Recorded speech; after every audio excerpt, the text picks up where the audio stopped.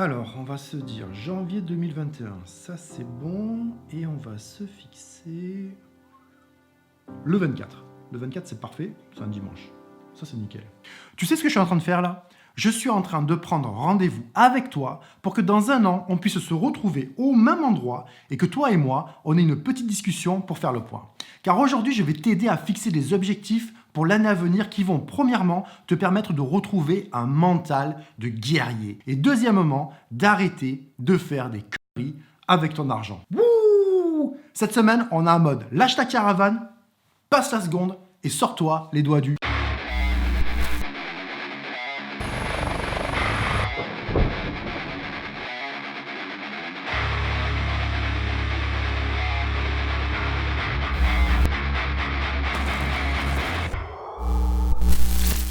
Je crois bien que l'intro m'a sauvé. Dans la vie, pour avancer, aussi bien sur un plan personnel, professionnel et financier, il faut te fixer des objectifs.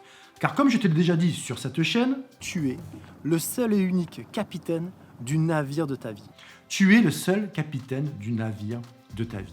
Et si tu n'as pas d'objectif, ça revient à être le capitaine d'un bateau fantôme qui dérive sans but. Car quelque part, au bout du chemin, il y a un futur toi qui t'est reconnaissant pour les décisions que tu vas prendre aujourd'hui, ainsi que pour le courage et la détermination dont tu as fait preuve pour aller au bout de tes promesses que tu t'es fixées. Avoir des objectifs est absolument essentiel pour accéder au succès. Mais attention, il faut bien faire la différence entre objectif et souhait. On vient d'entamer une nouvelle année et lors du réveillon du nouvel an, trop de personnes souhaitent et espèrent un changement, au lieu de planifier et mettre en œuvre. Te dire que tu veux faire plus d'argent n'est pas un objectif, c'est un souhait, un rêve.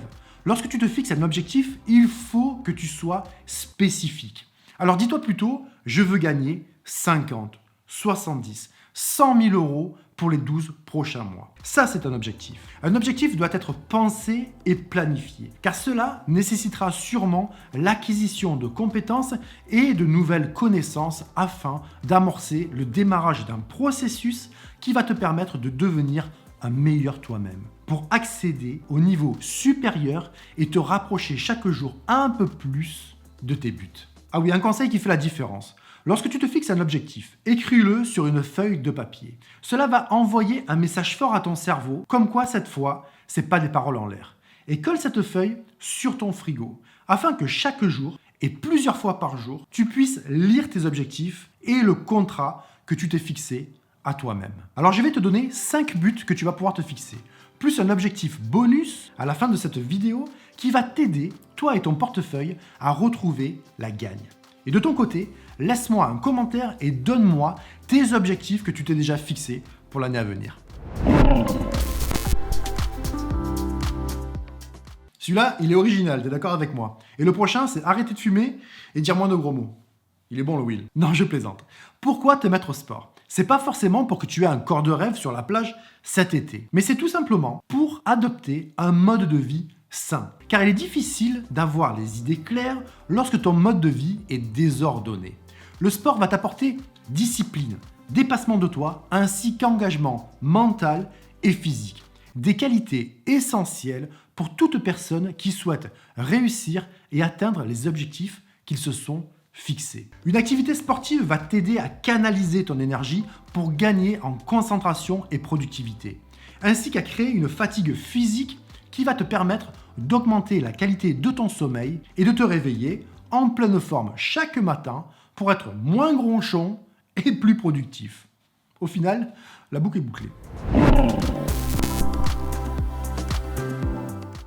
Utiliser ton temps libre pour te détendre et relâcher la pression est une bonne chose, mais ça ne va pas t'aider à évoluer. Tu fais peut-être partie de cette trop grande majorité de ceux qui ne sont pas vraiment épanouis dans leur vie professionnelle. Et si c'est le cas, quoi de mieux qu'utiliser ton temps libre pour créer une porte de sortie vers plus de satisfaction en commençant une activité parallèle. Tu peux toujours penser à ouvrir un statut d'auto-entrepreneur pour faire de ce qui te passionne aujourd'hui une source de revenus complémentaire dans un premier temps et qui, si tout marche bien, pourra éventuellement te libérer d'un job que tu détestes. Et cela a un double avantage, car ça va probablement aussi te donner l'occasion d'apprendre de nouvelles compétences. Par exemple, moi, quand j'ai eu pour projet de créer cette chaîne, je ne connaissais absolument rien au montage vidéo. Et mon objectif de me lancer sur YouTube m'a permis, ou plutôt m'a obligé, à apprendre cette compétence que j'essaie d'améliorer chaque semaine. Enfin, j'espère. À toi de me dire. J'appelle ça l'astuce du grand-père. Alors qu'aujourd'hui, l'heure est au paiement sans contact et à l'aide de ton téléphone portable, il devient très difficile pour beaucoup d'entre nous de se rendre réellement compte de combien tu dépenses en une journée et au fil des semaines. Et souvent, la surprise en fin de mois est douloureuse.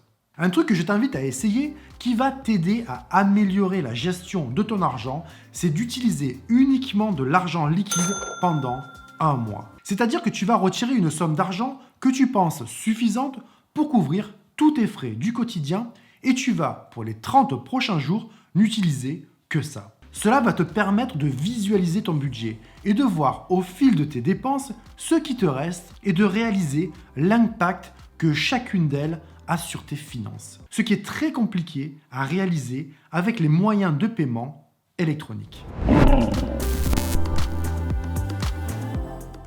Notre grand-père m'a tendu une perche énorme vers cet objectif qui va te permettre aussi de redonner la gagne à ton porte-monnaie. Une des grandes différences entre les personnes fortunées et ceux qui galèrent, c'est que ceux qui ont de l'argent gardent un œil avisé sur leur compte afin de savoir chaque jour exactement ce qui rentre et ce qui sort. Pose-toi la question et demande-toi combien de fois tu consultes l'état de ton compte. Je ne te parle pas d'un coup d'œil rapide, mais bel et bien de regarder en détail chaque opération afin de déterminer les dépenses que tu peux réduire et celles que tu peux supprimer. D'ailleurs, connais-tu à ce moment précis le montant de ce que tu as sur ton ou tes comptes? Garder un œil sur l'état de tes finances est essentiel que tu gagnes 1000 ou 10 000 euros par mois. Car si tu ne sais pas gérer ton budget avec ce que tu gagnes aujourd'hui, tu le sauras encore moins le jour où tu gagneras 1 million d'euros par an. C'est exactement la raison pour laquelle de nombreux sportifs ou gagnants du loto se retrouvent ruinés après avoir brûlé tous leurs millions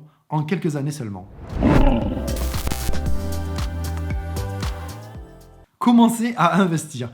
Tu sais à quel point ce sujet me tient à cœur. Et c'est tout simplement parce que sur cette chaîne, ma mission est de t'aider à devenir le premier millionnaire de ta famille. En partageant avec toi tous les secrets des plus grandes fortunes mondiales avec qui j'ai pu travailler. La clé pour arriver à cet objectif passe forcément par la faculté de savoir faire plus d'argent avec ton argent. Alors cette année sera pour toi la première année où tu as commencé à investir sur les marchés.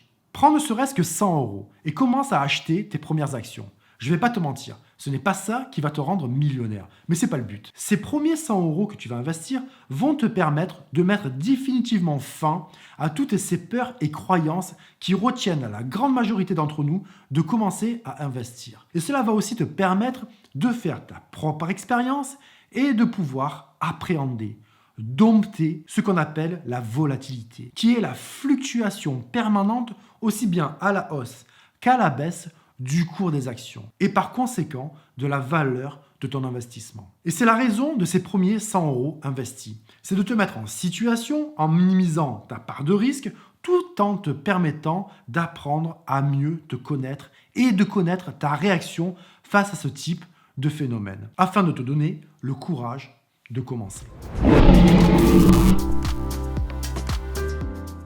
L'objectif bonus qui va t'aider à progresser est de rencontrer de nouvelles personnes, d'aller vers les autres et d'élargir ton cercle de connaissances de personnes passionnantes et ouvertes d'esprit. Le networking est un élément essentiel sur la route qui mène vers le succès. Rencontrer de nouvelles personnes qui vont t'inspirer, te motiver sera un plus pour réaliser chacun de tes projets. Car il faut savoir que ton entourage a un énorme impact sur ta personnalité. Et la vérité est que tu es plus ou moins la moyenne des 5 personnes avec qui tu passes le plus de temps au quotidien. Alors pose-toi 2 minutes et fais le point sur les gens qui t'entourent. Et assure-toi que ces connaissances sont en rapport avec la personne que tu veux devenir afin de réaliser tes projets.